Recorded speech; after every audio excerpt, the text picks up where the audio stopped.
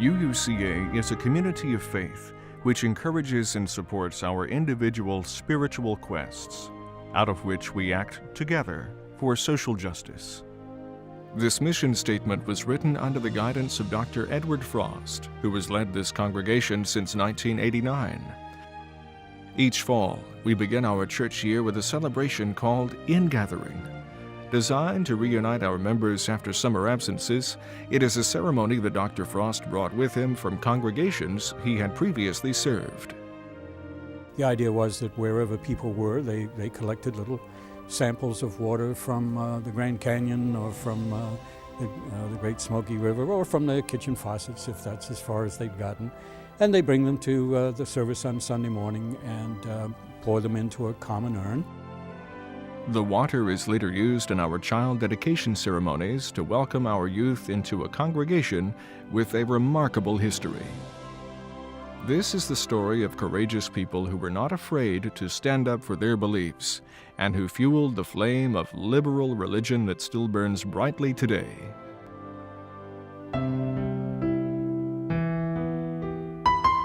When Sarah and George Boyd moved to Atlanta with their daughter Peggy in 1933, they had no trouble finding the church located at 669 West Peachtree Street. We were sort of outcast, you know, and because there were very, very few Unitarians and liberal people living in Atlanta at that time. And we came down here and it was rural. Unitarians and Universalists in Atlanta had joined forces in 1918 after an edict from the parent associations in Boston that said, "Unite or receive no more funding." Though it was called the United Liberal Church, the congregation remained divided on the issue of segregation. Dr. John Beck, who would soon become president of the congregation, recalls that in the 1940s, the low membership numbers reflected the mood of the group. Well, it was not a happy congregation. There were some who wanted to be liberal with open door policy, some who were violently opposed to it, and it had to be subsidized. You couldn't get enough money to run the church, to have a minister. So it was just not a happy congregation. In 1948, the now married Peggy Beard sat with her husband Roan in the sanctuary at 669 West Peachtree and witnessed an historic event. I remember that day very well because I was there the day that a black man came to the church. He came and sat down right over here, right over on the right-hand side, not too far down. And it didn't bother me, and I didn't pay any attention to it, you know, because I had been used to being in integrated situations before, and I never didn't think anything about it.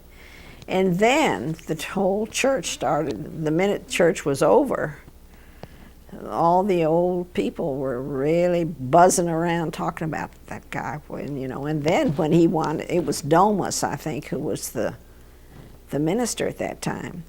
He, of course, he welcomed me. He was also a very liberal person, and so he didn't understand everything, and he didn't really realize, I don't think, that these people were serious. They did not want that gentleman to have anything to do with their church. Within a few weeks, the Atlanta University professor, Thomas Baker Jones, applied for membership at the United Liberal Church. The board took a vote, and his request was denied. In a letter to his former minister in Ohio, Jones wrote, "These deeply entrenched prejudices are very difficult to understand, and you get to the point that instead of being angry with the people, you find yourself feeling sorry for them. I was determined that I was not going to let them get me down. You know, I came by way of conviction, and I am more determined than ever before." The American Unitarian Association in Boston had insisted that the United Liberal Church practice an open-door policy where persons of any race would be welcome. Since it was clear that the group in Atlanta was not living up to that standard, their minister, Reverend Isaiah Domas, resigned. Now this, of course, was what stirred up finally the national organizations. The church was owned jointly by the American Unitarian Association and the Universalist Church of America. They sold the church and put the money in escrow. Both parent organizations urged that none of their Unitarian or Universalist ministers accept a position in the Atlanta church until it changed its discriminatory policy. With no place to meet, liberal religion in Atlanta was officially disbanded. The segregationist people wanted to continue to meet, and so they moved and rented a place over at the Cox-Carlton Hotel, which was right up on Peachtree, diagonally across from the Fox Theater. And Joe Rayburn, who was a member of our church, and I don't know whether he was a real ordained minister or not, but he acted as their minister. And he was the one, I think, who kept that group together for I don't know how long. And then those of us who were so-called integrationists did not go anywhere during that time. This was also the McCarthy era, and member Loretta Chappell was suffering another type of discrimination. I'm not certain whether it was her boss or some member of the legislature that came into her office and saw on the shelf a copy of Mein Kampf, Hitler's treatise. And he saw that, and I suspect what happened is that he started looking around and he saw Communist Primer and some other books that had to do with communism. And this started the whole problem. Loretta Chappell was brought before a Georgia Senate and House committee and was accused of being a communist sympathizer. She was defended by prominent attorney James Mackey, and people all over the state rallied to her defense, including church friends Kay and Bill Cherry. They exonerated her, but it was an ugly situation, and she felt that it would reflect on her ability to do a good job in the Bureau of Family and Children's Services, so she resigned. Years later, in a Atlanta Journal column that celebrated Loretta Chappell's 90th birthday, Celestine Sibley called her one of the bravest women I ever met.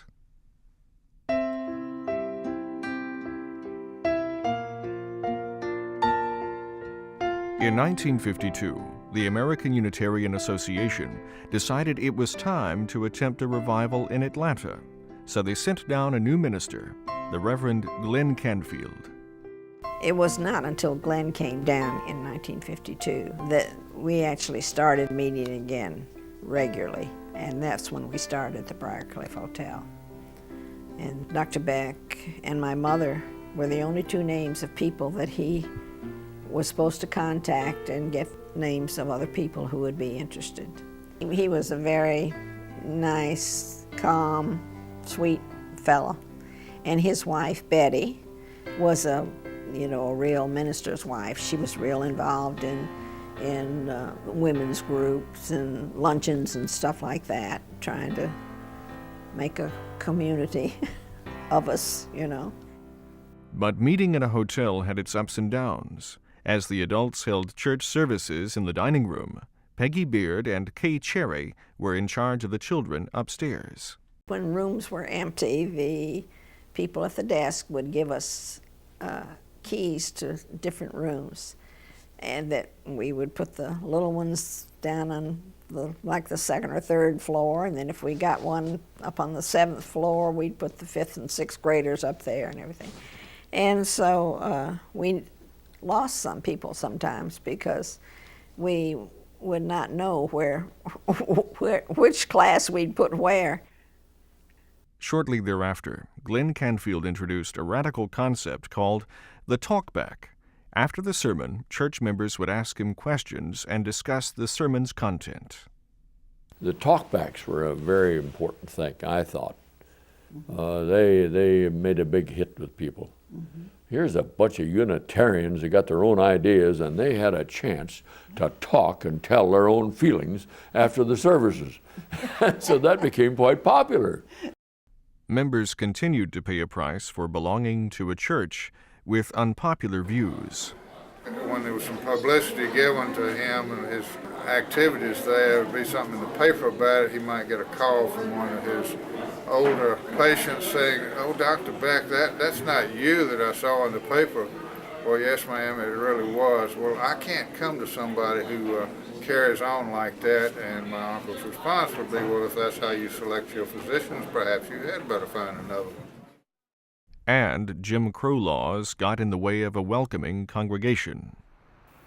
We did have a fine young Negro woman friend of ours attend one Sunday, and nothing was said. Then next week, another Negro friend called to express the wish her 2 daughters could attend our church school. When the hotel manager learned of this, he explained that the children and their mother would be forbidden the use of the main elevators to our classrooms, since there's a rule that no Negroes can ride these elevators except the operator. In just a few months, the manager asked the congregation to leave, saying that they needed the space for other events. In 1953, the group found a new home. The members of the Mormon Church, located on the corner of North Avenue and Boulevard, agreed to share their building for a year while they built on a new site.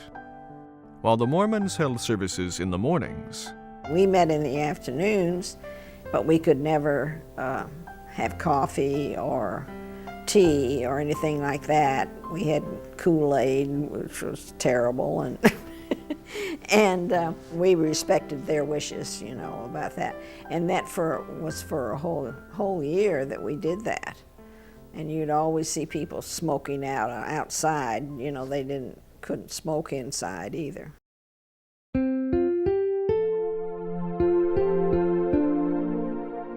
in 1954, the 127 members of the United Liberal Church officially purchased the building on Boulevard. On January 20th, a vote was taken to ratify the new church constitution. Article 4 on membership stated that any person, regardless of any distinction, such as race, color, nationality, or station in life, who is in agreement and in sympathy with the purpose as stated in Article 2, is eligible for membership in this church and shall become a member upon signing the Statement of Basic Principles of the Church. On December 12, 1954, Whitney Moore Young, Dean of the Atlanta School of Social Work, joined the first integrated church in Atlanta. Now that the building was theirs, members got down to the business of making it more comfortable. I happened to be at that time the renovation chairman, and I remember I'd go out during the week when I had time and buy the paint and get it down to the church and then call up people to come down on Saturday and paint. I remember it particularly because it had a baptismal tank built into the lower level of the church, and it had boards over it, so we didn't use it at all. One day we went in there and the doors were just kind of floating like this, and the water was leaking, and it was filled up. It was stopped up somehow, and it was filled up, and the doors were just floating on top of it. And so they always said, who said a Unitarian couldn't walk on water? That was all very funny, huh? In 1955, a new subcommittee was formed, the Support for the League of Women Voters and Improvement of Race Relations. That first year, membership at the United Liberal Church climbed by 41%, up to 181 members. To celebrate, the congregation hosted a first anniversary dinner in the church basement. 92 members attended, including Loretta Chappell, Whitney Young, Kay Cherry, Bill Cherry, and Roz Ryman, who was known for her colorful attire. In April 1956, a 3-day weekend meeting was held in Atlanta for 200 delegates of the Georgia Universalist Council. The conference was opened by the minister of the Unitarian Church in Charlotte, North Carolina, the Reverend Edward Cahill. The group drafted a message to President Eisenhower and other public officials calling for meetings of white and Negro leaders to seek just solutions to the problem of segregation. When the United States Supreme Court handed down the Brown versus the Board of Education verdict in 1954, most of Atlanta recoiled at the thought of truly desegregating schools. Even the Georgia state legislature was against it. But the United Liberal Church took a stand by establishing an Education for Action group and opening a youth center for the neighborhood. On March 26, 1957, Edward Cahill was installed as minister of the United Liberal Church. The event drew media attention for the prominent figures who participated in the ceremony. Opening words were spoken by church member Rufus Clement, president of Atlanta University. The sermon was delivered by Frederick May Elliott, president of the American Unitarian Association. And a hearty welcome was given by the mayor himself, William B. Hartsfield. Several months later, a reception was held in Reverend Cahill's honor at the Avondale Estates home of Coe and Betty Hamling. They sent out invitations, and among the people who came were two black couples. One of the couples was Dr. Cunningham, who was president of one of the black colleges. Well, everything was fine until we got ready to leave. But by that time, there were people standing across the street, neighbors and people, and they'd call the police. There wasn't any group movement. There's some cars went by in the subsequent days. The way you could tell the way they drifted by there and all looked in our house that this is the place where all this happened. What a horrible incident. Blacks and whites together. And in the backwash of that afterward, some of the people who were in positions to do so organized sort of a blacklist boycott kind of thing against Coe, and saw to it that he lost a lot of his business connections, and really made life pretty tough for Coe for quite a while. After attending the reception, church treasurer Morgan Stanford found that his position as city attorney for Avondale Estates had changed. The city didn't want Morgan to be representing them legally, and he was asked to resign, and he did. It even affected Coe at church. He came to board meeting and said that he was going to have to resign from the church. And Whitney Young was there, and Whitney, bless his heart, was on our board as a champion of this whole big movement of desegregation. And when I suggested that I should resign from the board simply because for the safety of the church, because I had no idea what some of these people were going to do, they were quite upset about it. He was upset that I would resign from the board. And I tried to explain to him that I wasn't worried about myself, but I was really worried about the church. As a librarian for the Avondale schools, Betty Hamling felt a great deal of resentment from people around her. So I was asked to resign, and I did. It hurt, but Jim Cherry, who was head of the school board, came to me and apologized. And their children also felt the repercussions. Our oldest daughter, out of our 5 children, lost a number of friends in high school. In fact, at one point, they spit upon her in the hall at high school.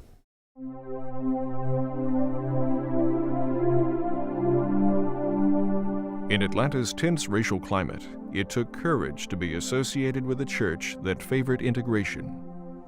Ron Beard worked at Georgia Tech when I was there. He worked for the Alumni Association, and they actually asked him if he would leave the church. They didn't like his being associated with a church which had both black people and white people. He just completely ignored it and wasn't going to make a difference to him. He was going to continue to go to the church, and so we didn't know if he was going to get fired or what, And it just was maddening to be told that that you shouldn't go to a particular church.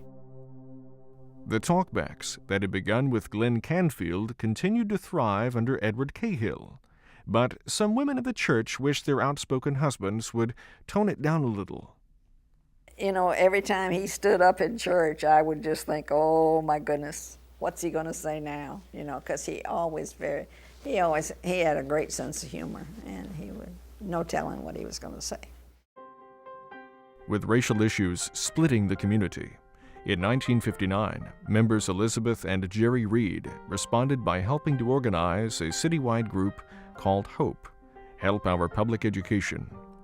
When they held their first meeting, over 1,000 people showed up. Ed Cahill made the church's position clear by delivering sermons calling for racial equality and an end to segregation in schools.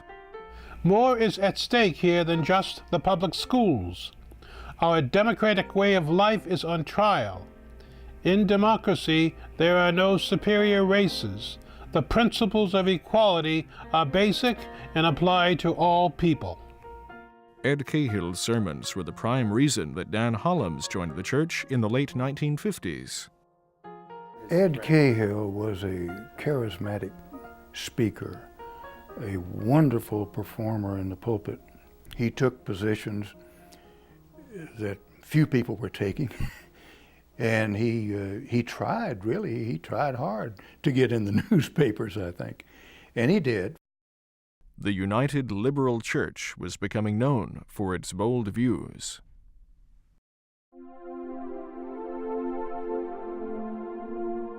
In 1960, the youth groups of the United Liberal Church and Ebenezer Baptist Church held integrated meetings every other Sunday night.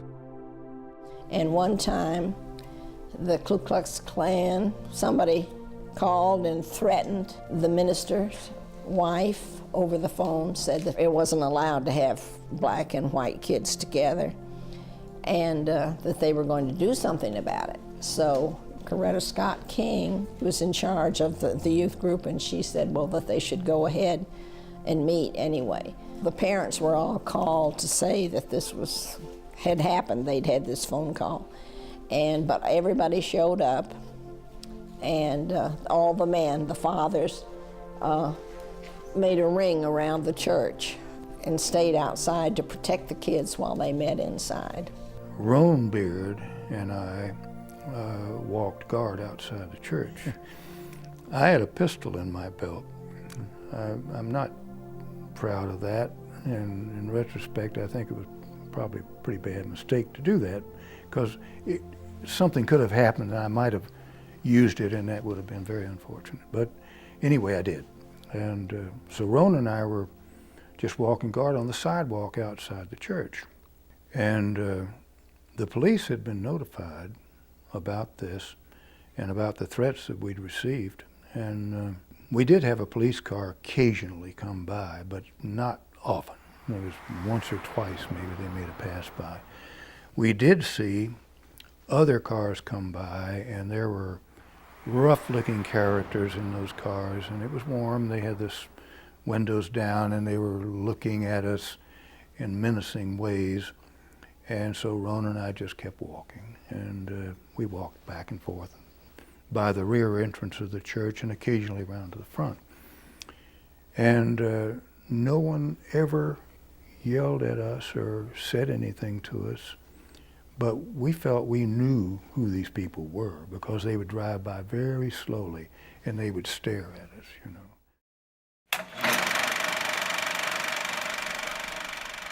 Church membership was rapidly growing, and it soon became clear that the North Avenue building would not contain them for long. In many ways, it was a very good location because it was down in the area, a transitional area where there were both blacks and whites, and it was a good place to be, to sort of be the pioneer in integrating the two communities. In 1960, the Site Selection Committee released the results of a survey that projected growth through the year 1970 and found that membership was centered in an area east of the Fulton-DeKalb County line, south of La Vista, and the Northeast Expressway. Since members were drawn from a wide area, the committee recommended locating a site near the highway. Considering the difficulty a liberal church is likely to encounter in finding a socially compatible location, they suggested a search for commercial property. In the summer of 1961, Ed Cahill submitted his resignation and moved on to a congregation in Pittsburgh.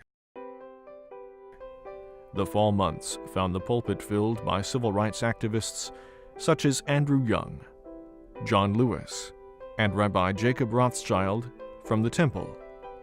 On December 31, 1961, Reverend Martin Luther King Jr. delivered a sermon entitled Remaining Awake Through a Revolution.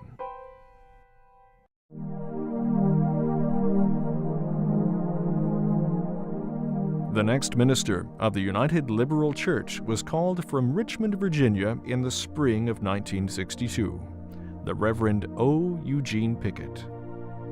Gene was so devoted. I've never known anybody any more devout in his service to a church. If the rug were dirty, he'd probably get a broom and clean it, you know. I liked the fact that Gene cultivated the arts. He was very good at advancing the role of arts in church life, with plays, and of course Mary Nell Santa Croce was very much involved in that sort of thing. The thing that I introduced was more variety in the Sunday service. We had drama and poetry, more music and whatnot. And so we had a more varied Sunday morning program.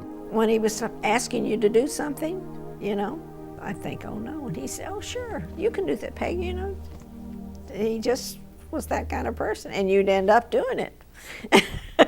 He was really appalled at the condition of that building. And he went about even fixing some of it himself. I mean, he was cleaning things up and patching plaster and stuff like that. He was just appalled at the building. And he was involved in all kinds of administrative things and getting the committees to function better and organizing the church a lot better. In May, the church was approached by a group that was interested in purchasing the building. I know that the Muslims wanted to buy, the black Muslims, and there was a lot of discussion back and forth, and they finally ended up refusing to sell to them.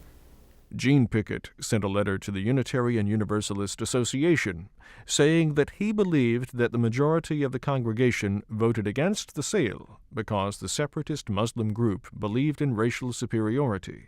The feeling was that we didn't want to support a group that was primarily a segregationist group, even though it was a black group. They also felt that the church's Negro neighbors did not want such a divisive group in their midst. When I thought about it later, I thought the black Muslims had a good social program. They worked in the community well. They had self-help programs, and that possibly, if we were really thinking of the neighborhood and the community, that they would have been more helpful to that community than a gas station on the corner there.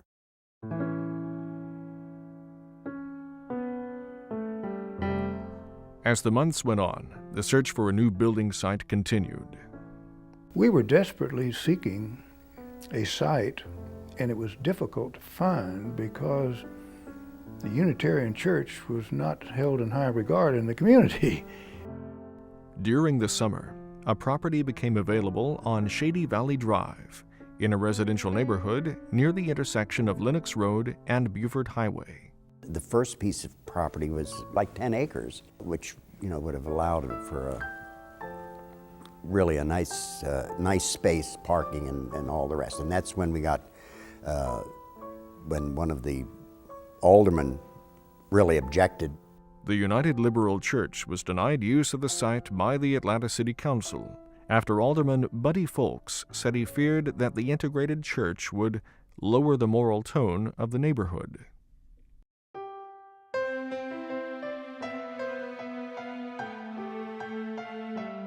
In the fall of 1962, the church building was sold to an oil company, and the congregation needed a new place to meet. In her book, From Southern Wrongs to Civil Rights, activist Sarah Mitchell Parsons noted that Gene Pickett asked for her help in getting permission to meet in the Clark Howell School on 10th Street. As the first woman on the Atlanta City School Board, She knew that despite the federal mandate for integration, another policy, well known but unwritten, said that Atlanta's public schools could not be used as meeting places for blacks and whites together. Sarah was aware of this, and I think she tells that she had talked to the superintendent saying, just don't bring this up when it comes before the school board. But she evidently didn't, and so we got the space. But in the Clark Howell School, the congregation again found themselves in very temporary quarters. We had to come early on a Sunday to set it up for services, and then we had to stay after services and tear it all down and leave it as we had found it. And Gene would get there early. He was always there, sweeping the place and cleaning it out. We had to pick up our songbooks after every service and put them in a box. We had casters on it and roll around. We had to clean up the place so it'd be usable for the school the next morning after our Sunday services. As a newcomer to the church in 1963, Boyd McCowan joined the ushering committee and one day got a surprise. As the new kid on the block, I felt like I needed to make some sort of contribution. So, you know, I could ush. And so my first Sunday ushering was a lesson in UUism. We had all the setup done, and I was standing at my door at the rear of the auditorium, handing out programs or whatever. And just as the service started, here came this reprobate, I guess one would say, a really shaggy, shabby hobo. And he walked in my door.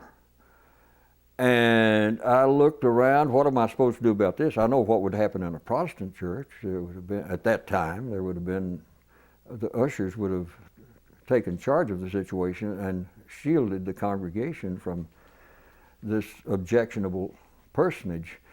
Not only did he walk in my door, to my astonishment, he walked right down to the front and sat down on the front row. And I'm chagrined. I've neglected my duty. What should I do now? And I looked over at the other ushers, and they were not concerned, you know. And finally, I went over and I asked one of them, "What do we do about this?" And he said, "Oh, that's Joe. He comes any Sunday he's in town. He comes to our church." The search for a permanent building site continued. There was a newspaper in Atlanta, one of the weekly suburban newspapers called the North Side News, owned and edited by a fellow named Matt Perkins. And Matt Perkins really took up the hue and cry against the United Liberal Church. And he wrote scurrilous editorials and supposed news stories, excoriating the United Liberal Church as a bunch of communist sympathizers. The term blockbusting referred to an area that was being integrated against its wishes. He got to a point in his newspaper, it was almost every issue, he had something in there about our church. And much of it was just out and out lies. And he reached a point where we felt we had to do something about him. So they sent 3 emissaries to speak with the editor of the North Side News, church president Harry Adley, attorney Morgan Stanford, and vice president Dan Hollums. And we very carefully and amicably, without any threats or anything, discussed with him a bunch of the articles that we had clipped. And we said, look, this is factually wrong. We just want you to know what the facts are. And then as we went along, we refuted all these things that he'd been writing about us. And Morgan, in his very quiet but very firm and authoritative way, suggested subtly, but not too subtly, that there could be legal repercussions if this did not change. And by golly, when we got through, he shook hands with each of us, and he said, I understand your position. I don't agree with you on everything, but I understand your position. And we did not have any more of those articles in the North Side News. It really worked out. The paper printed a negotiated retraction of the article, complete with a list of famous UUs. In March of 1963, a public issues committee was created. In December, it expanded into areas of social justice and urged members to report instances of noncompliance with the Supreme Court school prayer decision.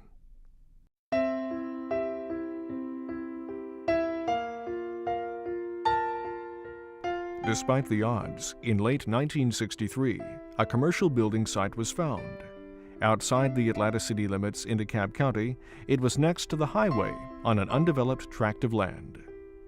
The next task was to design the building. The firm was Toombs, Amasano, and Wells. And Joe Amasano, a principal in the firm, came up, I think, with a concept. The first design was way over budget and got a terse reaction from one church member. It was a rough kind of a building with a lot of exposed masonry and that sort of thing inside and out. And Roan Beard's famous comment was, "It looks like Mexican ruins to me." The architect did not appreciate it. The project was turned over to architect Tom Vincilette, who finessed the design to accommodate the congregation's needs. The round sanctuary was unique and still is. The reason for that, I was told, was that then we had a talkback session, and the round sanctuary facilitated everyone being able to see everyone else. On January 10, 1965, members assembled for a groundbreaking. It was a cold, windy day, I remember very well, and we were all standing around outside. Despite the conditions, an eager crowd attended the Sunday afternoon event. Statements were made by church president Ray Levine, Harry Adley, and Eugene Pickett. Representing the congregation's youth, Jeffrey Beard, son of Peggy and Roan Beard, took a turn with the ceremonial shovel. Somebody had hot coffee in a truck. We had coffee. We're Unitarians. We had coffee. You know? Then there was another question. What to call the new building? The first thing we decided in that committee was we ought to have it Unitarian-Universalist. And our first thought was Unitarian Universalist Church of Atlanta.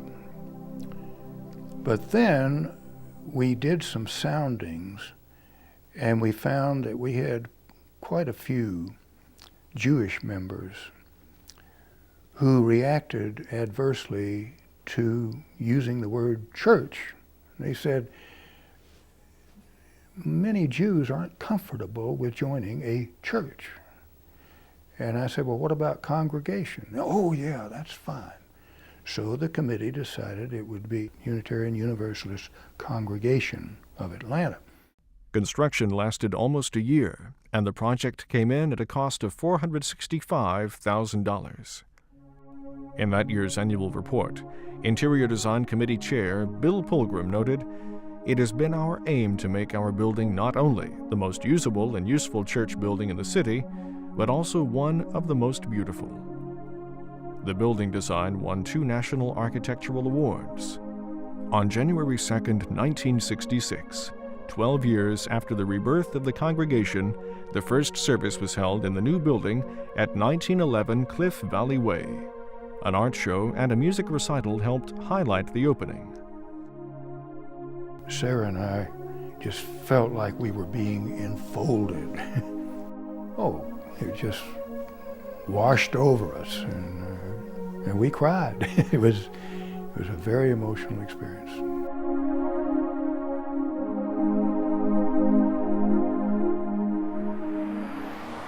The people of the United Liberal Church set the stage for the UUCA members of today. Many have walked through these doors. Many spirits have been lifted. And Dr. Edward Frost reminds us that as we reach out to the community, we must not forget our personal inward journey. I think there is a sense of we-ness about this congregation that is unique in large congregations. There is a growing sense of community. We have some enormously talented people here. I think it's a congregation that doesn't have any serious sense of lack of possibility. I think people who get involved in religious community do make a difference in the world. But the purpose of religious community is religion, religious growth, spiritual growth. UUA President William Sinkford agrees. The real good news here is liberal religion. It is the good news of a faith tradition that honors individual searching, that can accept individual identity with all of its complexity, that does not punish anyone for who they are. The good news is that there is a liberal religious way to be in the world, which calls us to pay attention to many things, but it grounds and supports us in trying to find a way to live a good life, which is fundamentally what religion is all about.